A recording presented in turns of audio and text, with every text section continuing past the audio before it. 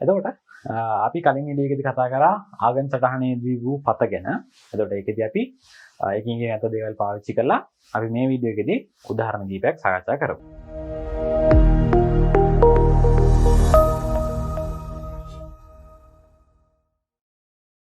හරි. එතකොට අපි කලින් වීඩියෝ එකේදී අඳුරගත්ත ඇත්තටම ආගම් සටහනේ වූ පත තියෙද්දි අපිට ඇත්තටම තියෙන පත වර්ග දෙකයි. එතනදී හතරක කියන අතර ඇත්තටම අපි දැක්ක එතන තියෙන පත වර්ග දෙකයි. ඒ පත වර්ග දෙක තමයි මේක. එකක් තමයි මාපාංකයක් අගයකට සමාන වෙන එක. අනිත් එක අපේ විස්තරය කෝණයකට සමාන වෙන එක. හරිනේ. ඒතර මාපාංකයක් අගයකට සමාන වුණොත් ඒක අපි දැක්ක ඒක වෘත්තයක්. ඒතර වෘත්තයේ කේන්ද්‍රය අරය කොහොමද අඳුරගත්තේ? මෙන්න මෙතන තියෙන සංකීර්ණ. ඒතර Z ඍණ Z නෝට් විදිහට හදාගත්තාම මෙන්න මේ Z නෝට් කියන සංකීර්ණ සංඛ්‍යාව තමයි අපේ වෘත්තයේ කේන්ද්‍රය උනේ. මෙතන තියෙන අගය තමයි අපේ වෘත්තයේ අරය උනේ. ඒතර ඒ වගේම ගත්තම අපේ විස්තරය අග්ග Z ඍණ Z නෝට් සමානයි θ නෝට් කිව්වොත් ඒක අර්ධ රේඛාවක්. සරල රේඛාවක් නෙවෙයි අර්ධ රේඛාවක්. ඒ අර්ධ රේඛාව පටන් ගන්න තැන මෙතන මේ Z ඍණ Z නෝට් විදිහට හදාගත්තාම පටන් ගන්න තැන අපිට අඳුර ගන්න පුළුවන් මේ Z නෝට් කියන සංකීර්ණ සංඛ්‍යාවෙන්. ඒ අදාළ khණ්ඩාංකයෙන්. ඒතර ඒකත් එක්කම මේ θ නෝට් කියන්නේ මොකද්ද? තාත්වික හොඳම දෙයක් න. තාත්වික අක්ෂය ධන දිශාවත් සමග සාධන කෝණය. තාත්වික අක්ෂය ධන දිශාවත් සමග සාධන කෝණය. ඒක සුළු කෝණයක් වෙන්නත් පුළුවන්, මහ කෝණයක් වෙන්නත් පුළුවන්. ඒතර මේ විස්තරය අර්ථ දක්වන විදිය අනුවත් අපි ඒක වෙනස් කරන්න ඕනේ. ඒතර මේ තියෙන විස්තරයෙන් එහෙම නැත්නම් ප්‍රධාන විස්තරයෙන් තිබ්බත් නැත්නම් අර කැපිටල් A දාලා තිබ්බත් ඒ අදාළ විදිය අනුව ඒක වෙනස් කරන්න ඕනේ. හරි. එතකොට අපිට උදාහරණයක් දෙනවා. මොකක්ද? මාපාංගයේ Z ඍණ 2.2 සමානයි 2යි. අනිත් එක ආග්ග Z සමානයි π බෙදීම 4. ඔන්න එකම සටහනක ලකුණකට පතවල පොදු ලක්ෂ්‍ය හොයන්න කියලා තියෙනවා. මම කොහොමද හදනවා? ඊට කලින් ඔයාලට පුළුවන් නම් වීඩියෝ එක පෝස්ට් කරලා දැනට ඔයාලගේ කිනගෙන තියෙන දේවල් නේ. හදන්න තනියම try එකක් දෙන්න. මම මෙතනින් එහාට හදන්න පටන් ගන්නවා. හරි. එතකොට මම අක්ෂර දෙක ගහලා තියාගත්තා. කොහොමද වෙන්නේ? Z ඍණ 2ක් මූල 2 සමානයි 2යි. ඒතර මේක වෘත්තයක් කියලා මතක් වෙන්න ඕනේ. කේන්ද්‍රය කොතනද තියෙන්න ඕනේ? 2යි මූල 2 අරය 2යි. හරි නේද? මේකත් එක්ක සසඳුවම එකපාරටම තේරෙනවා. ඒතර මෙතනදී Z නෝට් කියන්නේ නිකන් 2ක් මූල 2යි වගේ, R නෝට් කියන්නේ 2යි. ඒතර Z නෝට් 2යි මූල 2යි කියන්නේ තාත්වික අගය විතරයි තියෙන්නේ. අතාත්වික අගයක් නැහැ කියලා ඒ කියන්නේ. අතාත්වික අගයේ බිඳුවයි, තාත්වික අගය 2යි මූල 2යි. ඒ කියන්නේ මෙයා ලකුණු වෙන්න ඕනේ තාත්වික අක්ෂය උඩ 2යි මූල 2ක් කියන අගය. හරිනේ. ඊට පස්සේ අරය දෙකක් වෙච්ච වෘතයක්. ඒතර අරය 2යි කියන්නේ 2යි මූල 2කට වඩා අඩු වගයක් නේ. ඒ කියන්නේ මෙන්න මෙහෙන් කලින් තියෙන වෘතයක් වෙන්න ඕනේ. හරිනේ. මෙන්න මේ වගේ වෘතයක් ඇඳෙන්න ඕනේ. ඔන්න අපි මෙයා වැන්දා. මතකයිනේ. අපි ඇඳලා පස්සේ අනිවාර්යෙන් මෙයාව ලකුණු කරන්න ඕනේ. කියන්න ඕනේ කවුද මේ අපි ඇඳලා තියෙන්නේ කියලා. හරි. ඊට පස්සේ ඊළඟට කවුද? එකම සටහනකට ඇඳින්න ඕනේ. ආයෙ තියෙනවා ආග්ග Z සමානයි π බෙදීම 4යි. ඒතර ආග්ග Z සමානයි π බෙදීම 4. මතක් කරලා බලන්න. මෙතනදී Z ඍණ Z නෝට් කියලා කෙනෙක් නැහැ. ඒ කියන්නේ මොකද වෙන්නේ? මෙයා දැක්ක ගමන් මතක් වෙනවනේ මේක අර්ථ රේඛාවක් සහ ඍණ Z නෝට් කියලා කෙනෙක් නැහැනේ. ඒ කියන්නේ මේක පටන් ගන්න අනිවාර්යයෙන්ම බිඳුවේ. හරිනේ? මොකද Z නෝට් බිඳුව වෙලා. ඒතර බිඳුවෙන් පටන් ගන්න ඕනේ කෝණේ π බෙදීම 4ක් වෙන්න ඕනේ. හරිනේ? එතකොට මම මේ කලින් අඳපුගේ චූටි අඩුපාඩුවක් වෙනවා. මොකක්ද? මම කේන්ද්‍රය විතරයි ලකුණු කරේ නේද? අරය ලකුණු කරේ නැහැ. මතක් කරලා දාන්න. මම වගේ අමතක කරන්න එපා. හරිද? ඔන්න. මෙයා වැඳලා ඉවර වුණා. ඒතර මෙයාගේදී අපි අඳුරගත්ත මේක අර්ධ රේඛාවක්. පටන් ගන්න ඕනේ බිඳුවේදී අන්න. කෝණේ π බෙදීම 4යි. මේ එකම සටහනක දෙන්නෙක් අඳිද්දී ඒ දෙනගේ සාපේක්ෂ පිහිටීම නැත්නම් ඒ දෙන කොහොමද පිහිටන්නේ කියන එක ගැනත් අපි හිතන්න ඕනේ. නැත්තම් වර්ධින්න පුළුවන්. හරිනේ. එතකොට දැන් π බෙදීම 4ක් කියන අනිවාර්යයෙන්ම මේ කෝණය 45යි කියලා නෙවෙයි කියන්නේ. ඒතර කෝණය 45 කියන්නේ සුළු කෝණයක්. ඒ කියන්නේ අනිවාර්යයෙන්ම මේක අපි මෙන්න මේ පැත්තට තමයි කොහොම හරි අඳින්න ඕනේ. හැබැයි ඒක අඳිද්දී අපිට අඳින්න ක්‍රම මොකද වෙන්නේ? අඳින්න ක්‍රම තුනක් තියෙනවා. කොහොමද? එකක් පුළුවන් අපිට මේ වෘත්තේ කපාගෙන යන විදිහට, ඡේදනය කරන විදිහට අඳින්න පුළුවන්. අනිත් එක වෘත්තයට ස්පර්ශකයක් වෙන විදිහට අඳින්න පුළුවන්. එහෙම නැත්නම් ආයෙ කොහොමද කරන්න පුළුවන්? වෘත්තේ ස්පර්ශ කරන්නේත් නැතුව වෘත්තේ ඡේදනයේත් නොවි මෙන්න මෙහෙම උඩින් අඳින්න පුළුවන්. ක්‍රම තුනකට පුළුවන්. ඡේදනය වෙන්න අඳින්න පුළුවන්, ස්පර්ශ වෙන්න අඳින්න පුළුවන්, ඡේදනය නොවි බාහිරින් පිටන්න අඳින්න පුළුවන්. එතකොට අපි අඳුර ගන්න ඕනේ ඔය තුනෙන් කොහේ අවස්ථාවේද මේක තියෙන්නේ කියලා. එහෙමනේ. ඒතර අපි මේකේ විශේෂතනනේ කවුද අපේ ස්පර්ශ වෙන තැන? ස්පර්ශ වෙනවා නම් මොකද වෙන්නේ? අපි මෙතනට දැනට පොඩි ස්පර්ශකයක් ගහලා බලමු. ස්පර්ශකයක් ගැහුවම අපි දන්නවනේ මේ ස්පර්ශකයයි මෙන්න මෙතනයි අරය යා කරාම මොකද වෙන්නේ? මේ අරය දන්නවා 2යි කියලා. මෙතන අපි 9යි කියලා දන්නවා. මොකද අපි මේ ඇඳේ ස්පර්ශකයක් හින්දා. හරිනේ. ඒතර කොහොමද තීරණය කරගන්නේ? ඡේදන වෙනවද, ස්පර්ශ වෙනවද, බාහිරින් පිටනවද කියලා? අපිට අඳුර ගන්න වෙන්නේ මෙන්න මේ කෝණය. එහෙමනේ. අපි මේ කෝණය දැනට ඇල්ෆා කියලා හිතමු. හරිනේ. ඇල්ෆා කෝණය අපි හොයාගත්තොත් කොහොමද වෙන්නේ? ඇල්ෆා කෝණය හොයාගත්තොත් ඇල්ෆා කෝණය පයි බෙදීම 4ට සමානයි නම් අපේ මේ අර්ධ රේඛාව මේ වෘත්තය ස්පර්ශ කරනවා. ඇල්ෆා කෝණය පයි බෙදීම 4ට වඩා අඩුයි නම් මොකද වෙන්නේ? මෙයා මේක ඡේදනය කරනවා. එහෙම නැත්නම් ඇල්ෆා කෝණය පයි බෙදීම 4ට වඩා වැඩි වුණොත් මොකද වෙන්නේ? අපේ අර්ධ රේඛාව බාහිරින් පිටනවා. කතාව පැහැදිලිනේ. දැන් හිතන්න ඇල්ෆා කෝණය කොහොමද හිතන්නේ? කොහොමද හොයන්නේ? කොහොමද හොයන්න පුළුවන්? සරලයි නේද? අයියේ මේ තියෙන්නේ ඍජු කෝණී ත්‍රිකෝණයක්. එයාගේ සම්මුඛ ඇල්ෆාට සාපේක්ෂව සම්මුඛ පාදය නැත්නම් ඔපොසිට් එක දන්නවා 2යි කියලා. කර්ණය දන්නවා 2යි මූල 2යි කියලා. කවදාවත් කියන්න පුළුවන්. sin alpha. එහෙමනේ. එතකොට sin alpha හොයලා බලුවොත් sin alpha කියන්නේ කීයද? 2 බෙදීම මූල 2. sorry 2 බෙදීම 2යි මූල 2 නේද? එන්නේ 2යි මූල 2යිනේ. සුළු නාම 1යට මූල 2යි. එතකොට sin alpha 1යට මූල 2යි කියන්නේ අපි දන්නවනේ alpha කියන්නේ සුළු කෝණයක් වෙනවනේ. අපි මේක හදාගත්තේ. alphaට තියෙන්න පුළුවන් එකම එක උත්තරයයි පයි බෙදීම 4යි. මොකද උනේ? අපි අර විශේෂ අගයම ආවා. alpha කියන්නේ පයි බෙදීම 4යි. ඒ කියන්නේ මොකද වෙන්නේ? අපේ අර්ධ රේඛාව අනිවාර්යයෙන්ම මේ වෘත්තය ස්පර්ශ කරන්න ඕනේ. ඒ කියන්නේ මොකද වෙන්නේ? මෙන්න මේක තමයි අපේ අර්ධ රේඛාව වෙන්නේ. ඒතර මෙතන කෝණේ කොච්චරයිද? මේ alpha පයි බෙදීම 4යි. එයා පටන් ගත්තේ බිඳුවේ. හරිනේ.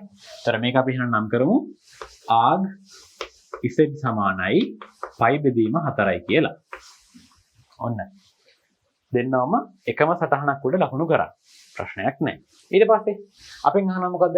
එම පදවල පොදු ලක්ෂය හොයන්නලු. ඒතර පොදු ලක්ෂය කියන්නේ කවුද? මෙන්න මේ ස්පර්ශ ලක්ෂය. එහෙමනේ. ස්පර්ශ ලක්ෂය හොයාගන්න ඕනේ. ඒතර ස්පර්ශ ලක්ෂය හොයනවා කියන්නේ මොකද්ද? මේ තියෙන ආගන් සටහනක් නේ. ඒතර ආගන් සටහන එක ඇත්තට අපිට හොයන්න කියන්නේ මොකද්ද? පොදු ලක්ෂය වෙනවා කියලා. සංකීර්ණ සංඛ්‍යාවක් නේද හොයන්නේ කියන්නේ. සංකීර්ණ සංඛ්‍යාවක් නම් මොකද වෙනවනේ? අපිට සංකීර්ණ සංඛ්‍යාවක් නිරූපණය කරන්න පුළුවන් ක්‍රම දෙකක් තියෙනවා. කලින් වීඩියෝවේදී කතා කරා. මොනවද? ඍජුකෝණී ආකාරයයි එහෙම නැත්නම් ද්‍රවීය ආකාරය. එතකොට ඍජුකෝණී ආකාරය නම් මොකද වෙනවනේ? අපි අර සාමාන්‍ය ඛණ්ඩාංක වගේම තමයි. x ඛණ්ඩාංකය y ඛණ්ඩාංකය දැනගන්න ඕනේ. ඒ කියන්නේ මොකද වෙන්නේ? මෙතනට තියෙන තාත්වික අක්ෂය ඔස්සේ යන්න ඕනේ මෙන්න මේ තිරස් දුරයි අතාත්වික අක්ෂය ඔස්සේ යන්න ඕනේ මෙන්න මේ සිරස් දුරයි හොයාගන්නවා. මෙන්න මේ යගෙන් දෙක හොයාගත්තා නම් අපි සංකීර්ණ සංඛ්‍යාව දන්නවා. හැබැයි අපි එහෙම හොයන එකද ලේසි. එහෙම නැත්නම් අපිට අනිත් විදිහට හොයන්න පුළුවන්. කොහොමද? ද්‍රවීය ආකාරයෙන් අයියේ. අපි දැනටමත් මෙයා මේ තාත්වික අක්ෂය ධන දිශාවත් එක්ක හදන කෝණේ දන්නවා. ඒක පයි බෙදීම 4යි. ඒක දැනටමත් දන්නවා. එහෙමනේ. එතකොට අපි මෙන්න මේ දිග, ඒ කියන්නේ මෙයා අපේ මේ ලක්ෂයට නැත්නම් අපේ සංකීර්ණ සංඛ්‍යාවට කේන්ද්‍රයෙන් තියෙන දුර හොයාගත්තොත් ඒක කිව්වේ මොකද්ද? කේන්ද්‍රය කිව්වේ මොකද්ද? මූලය. මූලයෙන් නම් තියෙන දුර හොයාගත්තොත් නැත්නම් ඔරිජින් එකෙන් නම් තියෙන දුර හොයාගත්තොත් ඒ කියන්නේ කවුද? අපේ සංකීර්ණ සංඛ්‍යාවේ මාපාංකය, මොඩියුලස් එක. එහෙම නේද? එතකොට දැනට කෝණ නැත්නම් ආගියුමන්ට් එක දැනටමත් දන්නවා. ඒතර අපි දැනගන්න ඕනේ කවද? මාපාංකය විතරක් දැනගත්තම ඇති. ඒතර මාපාංකය හොයාගන්න පුළුවන්. මොකද මේක පටන් ගන්නෙ මූලයේ ඉඳන් බිඳුවේ ඉඳන් මෙතන තියෙන දුර හොයාගත්තා නම් ඉවරයි. ඉතින් ඒ දුර හොයන එක ප්‍රශ්නයක්ද? අවුලක් නැහැ නේද? ඇයි මේ තියෙන ඍජු කෝණී ත්‍රිකෝණයක්. ඒ ඍජු කෝණී ත්‍රිකෝණේ මේ පාදේ දන්නවා 2යි, කර්ණය 2යි, මූල 2යි. සරල කාද පාවිච්චි කරන්න පුළුවන්. චූටි කාලෙන් නම් පාවිච්චි කරන පයිතගරස් පාවිච්චි කරන්න පුළුවන්. එහෙම නැත්නම් ත්‍රිකෝණමිතික අනුපාතයක් පාවිච්චි කළත් මෙතන මේ දිග හොයාගන්න පුළුවන්. ඒතරම් පොඩි නම් ටිකක් දාගන්නම් OAB කියලා. එතන B. එතකොට OAB හෙවොත් කොහොමද වෙන්නේ? අපිට OA වර්ගය පයිතගරස් ප්‍රමේයෙන් කියන්න පුළුවන් නේ. OA වර්ගය සමාන වෙනවා OB වර්ගයෙන් AB වර්ගය අඩු වෙනවා. හරිනේ. එතකොට OB කියන්නේ කවුද? OB කියන්නේ 2යි මූල 2යි. 2යි මූල 2 වර්ගයෙන් අඩු වෙන්න ඕනේ AB වර්ගය. AB වර්ගය කියන්නේ කවුද? 2 වර්ගය. හරිනේ. ඒතර 2යි මූල 2 වර්ගය කියන්නේ 8යි. 8න් 4ක් 2 වර්ගය කියන්නේ 4යි. ඒක අඩු වුණාම 4යි. ඒතර OA කියන්නේ නම් 2යි කියලා උත්තරයක් එනවා. හරි නේද? එතකොට මේ පොදු ලක්ෂ්‍ය මොකක්ද වෙන්නේ? අපිට දැන් හොයාගන්න පුළුවන් ලේසි.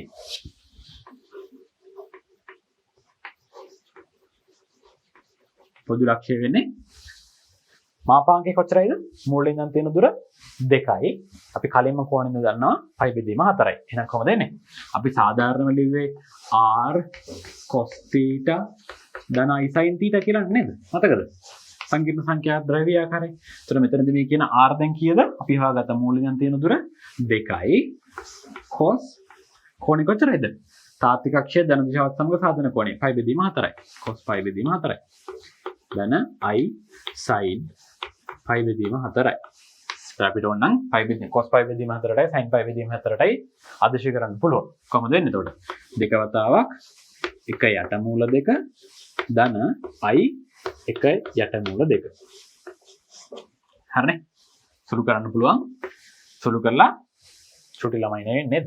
හරය පරිමේය කරාම වලට උත්තර දෙකක් එයි. මූල 2 ධන i මූල 2. එහෙම නැත්නම් මූල 2 පොදුවට ගත්තොත් 1 ධන i කියලා. හරිනේ. ඔච්චරයි. ඒ ගන්න සම්පූර්ණයි. අපි ඊළඟට තවත් ගණක් කතා කරමු. හරි. එතකොට ඔන්න අපේ ඊළඟ ගාන. දීලා දිනවා මාපාංක සෙට් කුඩයි 3යිලු හා ප්‍රධාන විස්තරය. ප්‍රින්සිපල් ආගියුමන්ට් එක දීලා තිනවා ඍණ පයි බෙදීම 4යි බිඳුවයි අතරලු බිඳුවට නම් සමාන වෙන්නත් පුළුවන්ලු.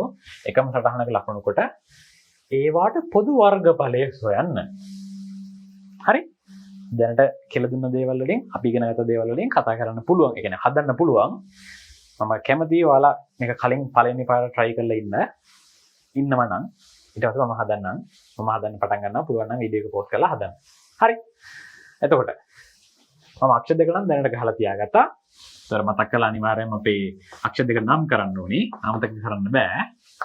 තාත්වික අක්ෂයයි අතාත්වික අක්ෂයයි.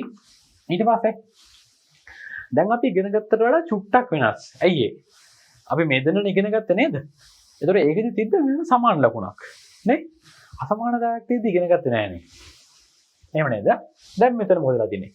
මාපාංක සෙට් කුඩයි 3යි. ඒතර මෙන්න මේ වගේ කෙනෙක් නේ. ඒතර මාපාංක සෙට් සමානයි 3 වුණොත් නම් මොකද වෙන්නේ? මේකත් එක්ක සසඳුවම z නෝට් කියන්නේ බිඳුවයි, r නෝට් කියන්නේ 3යි. ඒ කියන්නේ මොකද වෙන්නේ? කේන්ද්‍රයේ බිඳුවේ වෙච්ච හරය 3ක් වෙච්ච වෘත්තයක් මේක. එහෙමනේ. හැබැයි දැන් මොකද වෙලා තියෙන්නේ? ඒක කුඩයි 3යි කියලා තියෙන්නේ. ඒතර සමානයි 3යි වුණොත් තමයි මෙන්න මේ වෘත්තය වෙන්නේ. කුඩයි 3යි වුණොත් එන්න මොකද වෙන්නේ? මේ වෘත්තයට වඩා අපේ දැන් සංකීර්ණ සංඛ්‍යාව අඩුයි කියලායි කියන්නේ. ඒ කියන්නේ මොකද වෙන්නේ? මේ වෘත්තය නෙවෙයි ඊට ඇතුලෙන් තියෙන මෙන්න මේ සම්පූර්ණ වර්ගඵලයම ගන්න ඕනේ. මොකද මේකෙදි පරාසයක් නේ කියවෙන්නේ. හරියටම එක අගයක් නෙවෙයි කියවෙන්නේ. එක අගයක් නම් අපිට කියන්න පුළුවන් හරියටම මෙන්න මේ වෘත්තයේ උඩ මෙන්න මෙයා උඩම ඉන්නවා කියලා. එහෙමනේ. හැබැයි මේකෙදි එහෙම නෑ. මේකේ තියෙන පරාසයක් කුඩයි 3යිනේ. ඒතර 3ට සමානයි නම් මේ වෘත්තයේ උඩ 3ට අඩුයි කියන්නේ මොකද වෙන්නේ? මේ වෘත්තයට ඇතුලෙන් ඉන්න යෝනේ. ඒතර මොකද අපි කරන්න වෙන්නේ? කේන්ද්‍රයේ බිඳුවේ තියෙන හරය 3ක් වෙච්ච වෘත්තයක් අඳින්න ඕනේ. එහෙමනේ. කේන්ද්‍රයේ බිඳුවේ තියෙන හරය 3ක් වෙච්ච වෘත්තයක්.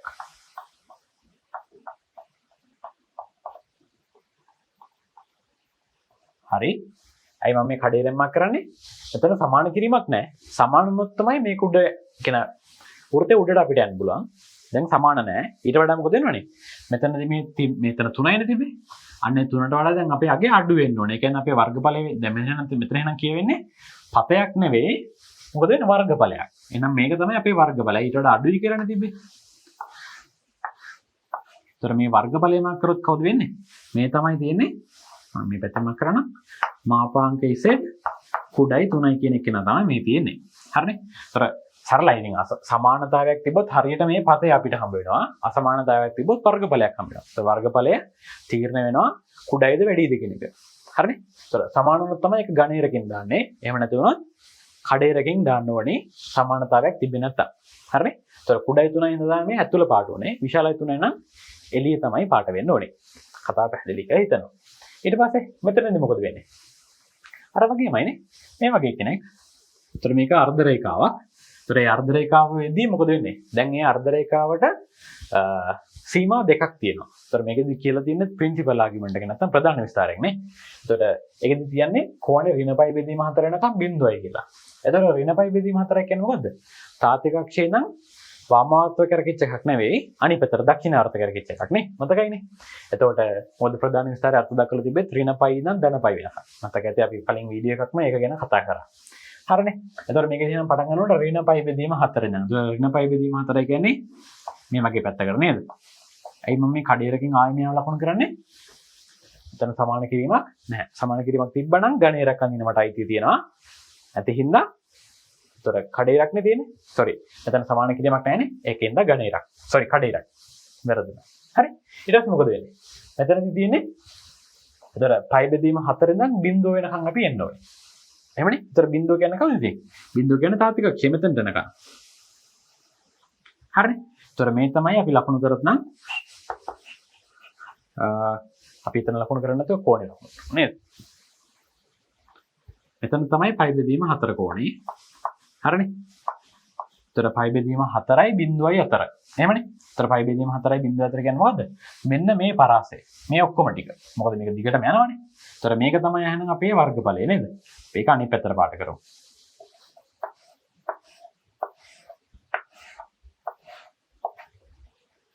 හරිනේ. එතකොට අපේ පොදු වර්ගඵලය වෙන්නේ මොකද්ද? පොදු වර්ගඵලය වෙන්නේ මෙන්න මේ කොටස. එහෙම නේද? මෙන්න මේ ටික. එතකොට අපෙන් අහන්නේ මෙන්න මේ වර්ගඵලය. ඉතින් මේ වර්ගඵලය හොයන එක අමාරු කාරණාවක්ද? නෑ නේද? මේ තියෙන්නේ කේන්ද්‍රික ඛණ්ඩයක්. නැත්නම් වෘත්තයකින් කපපු කොටසක්. සෙට් එකක්. එහෙමනේ. ඒතර ඒකෙදි අපිට මේ වගේ එකක වර්ගඵලය හොයන්න නම් මොකද අවශ්‍ය? අපි ආගේ අරේ දැනගන්න ඕනේ මෙන්න මේ කේන්ද්‍රික ඛණ්ඩය නැත්නම් මේ ඡාපය. එහෙම නේද? නැත්නම් මේ ආක් එක කේන්ද්‍රයේ ආපාදනය කරන කෝණය. කේන්ද්‍රයේ හදන කෝණය අහවත් දැනගන්නවා. ඒක පයි බෙදීම 4 කියලා අපි දැනටමත් දන්නවා. එහෙමනේ. ඒතර පොදු වර්ගඵලය නම් කෙලින්ම හොයන්න පුළුවන්.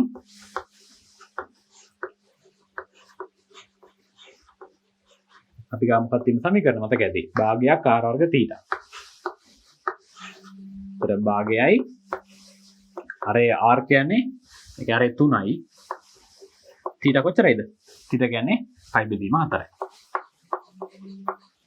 එතකොට මේක ගුණ කරාම 3යි පයි බෙදීම 8ක් කියලා එනවා. මේ වර්ගඵලයක්නේ. ඒත් ඒක වර්ග ඒකක නැත්නම් ස්ක්වයර් යුනිට්ස්. හරිනේ. එතකොට මම සාමාන්‍ය උදාහරණයක් නේද පොඩ්ඩක් වෙනස් උදාහරණයක් කතා කරන්න හිතුවා. අපිට අර සමාන කිරීම තියෙන දේවල් හැමතැනම හම්බ වෙනවනේ. අසමානතාවයක් තිබ්බොත් මොකද කරන්නේ කියලා. හරිම සරලයි ඉතින්. සමානතාවයක් තිබ්බොත් ඒ රේඛාව අපිට හම්බ වෙන්නේ. හරියටම මේ පතය. අසමානතාවයක් තිබ්බොත් වර්ගඵලයක් හම්බ වෙනවා. ඒතර ඒ වර්ගඵලයේ මේ වටේ රේඛාවේ එනවද නැද්ද කියන එක තීරණය වෙනවා කාගෙන්ද? එතන සමාන ලකුණක් තියෙනවද නැද්ද කියන එකෙන්. සමාන ලකුණක් තිබ්බොත් ඒක ඝන ඉරක් වෙනවා. සමාන ලකුණක් තිබ්බේ නැත්නම් ඒක කඩ ඉරක් වෙනවා. ඒතර ඒකට අදාළව මේ අසමානතාවයට අදාළව කොටස අපි පාට කරන්නයි ඕනේ. හරිනේ. ඒතර මේකෙදි සරලව අහලා තියෙන පොදු වර්ගඵලයක්. අපි මේ පොදු වර්ගඵලය සාමාන්‍ය අපි දන්න සූත්‍රයක් පාවිච්චි කරලා හෙව්වා. ඉතින් ඔච්චරයි. එතකොට අපි මේක යටතේදී මෙතර තමයි උදාහරණ කතා කරන්න බලාපොරොත්තු වෙන්නේ. ඔයාලට පුළුවන් නම් තනියම තව උදාහරණ අනිවාර්යයෙන්ම හදන්න. පාස් පේපර්ස් ටික තනියම හදන්න. අපි ඉස්සරහට පාස් පේපර්ස් ටිකත් සාකච්ඡා කරන්න බලාපොරොත්තු වෙමින් ඉන්නවා. ඒතර ඒවත් එකත් හම්බ වෙමු. එතකොට මේ වීඩියෝ එක දැනට මෙතනින් ඉවරයි. තවත් වීඩියෝ එකකින් හම්බ වෙමු. Thank you.